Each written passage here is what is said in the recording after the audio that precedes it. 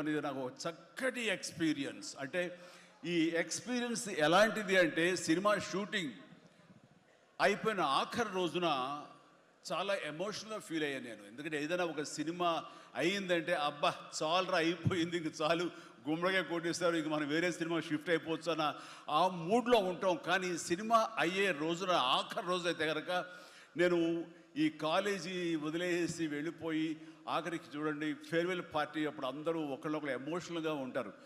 వేరే మళ్ళీ ఎప్పుడు కలుస్తారో ఎలా కలుస్తారో తెలియని పరిస్థితి.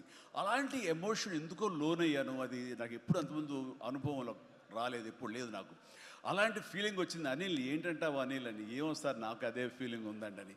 ప్రతిరోజు ఒక ఎక్స్కర్షన్కి వెళ్ళినట్టు, ప్రతిరోజు ఒక పిక్నిక్ వెళ్ళినట్లుగా సరదాగా జరుగుతూ మార్నింగ్ 9 నుంచి 8 నుంచి ఈవినింగ్ 7:30 8 వరకు కూడా ఎంత చక్కగా సరదాగా జరిగిందంటే, నాకు ఎప్పుడు ఇంత బాగా జరిగిందంటే మరీ పూర్వం ఆ రోజుల్లో అది గుర్తుకొచ్చింది. కానీ ఈ మధ్యకాలంలో ఇంత సరదాగా ఎంత హుషారుగా జరిగిన సినిమాలు అయితే నాకు ఇది చేయలేదు.